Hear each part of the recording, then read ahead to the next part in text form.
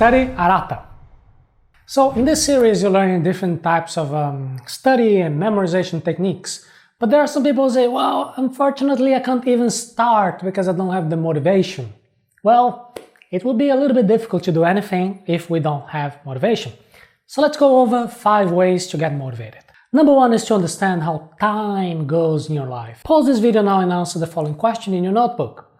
What would you like to have started last year to be having results right now?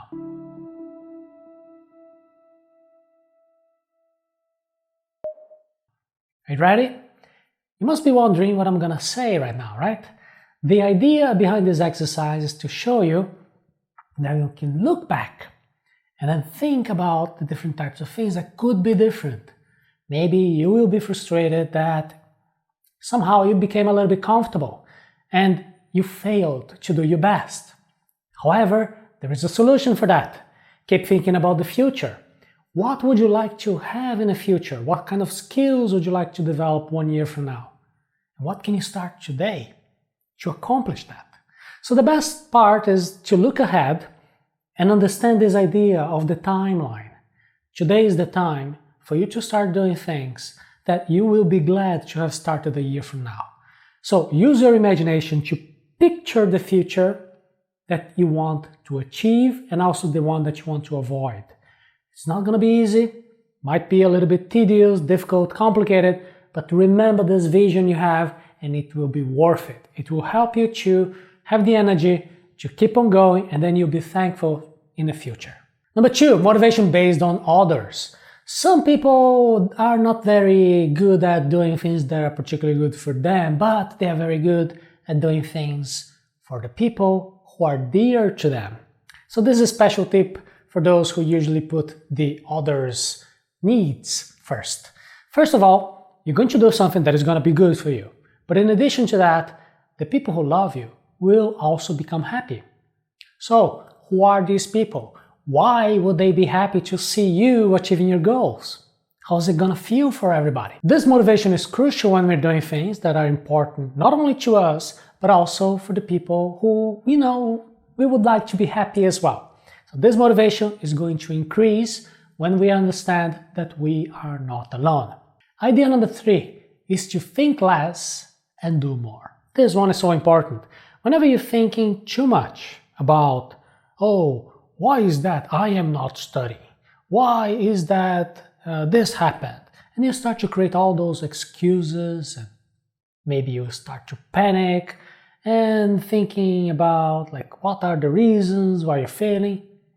The focus is not right. Instead of that, we can improve by thinking, what can we do specifically to become better? Now, we're not focusing on the excuses or on the reasons why we couldn't do this or we didn't achieve that. Instead, we are finding solutions. We are becoming better. Every time we realize that we are thinking too much about our problems or about why we're not doing something well, we can stop a little bit, we can take a deep breath, get up, and then come back, renovate it. So this is going to help us to break that focus from failure and change the focus to something positive. There is something very important here. Every time you are thinking too much about the perfect plan, or should I do this option, or should I do this, or should I do that, and then you realize you're not doing anything, there is a problem here, that we are spending too much time in our strategy and too little time actually doing things. So the answer here is quite simple. We need to spend more time doing and less time planning, dreaming, wondering what to do. We need this balance between planning and execution. If we want, you can use a timer to monitor how much time you're actually planning and how much time you're actually executing. And put much more time executing, implementing, because this is where the magic is located. One of the main reasons some people don't have results is that they spend too much time planning and creating this perfect strategy, but they don't take action. So nothing happens. We need to take the first step. Motivation idea number 4 is the feeling of urgency.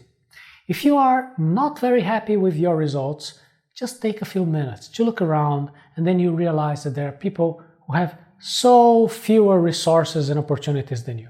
Today, you're watching this video, you have more privileges than people who are going through calamities, absolute misery, war, armed conflict, so many problems. We need to be grateful for what we have today. And gratitude will help us to realize that this is a unique time and we need to take this opportunity. We need to move forward. And motivation idea number 5, small external rewards.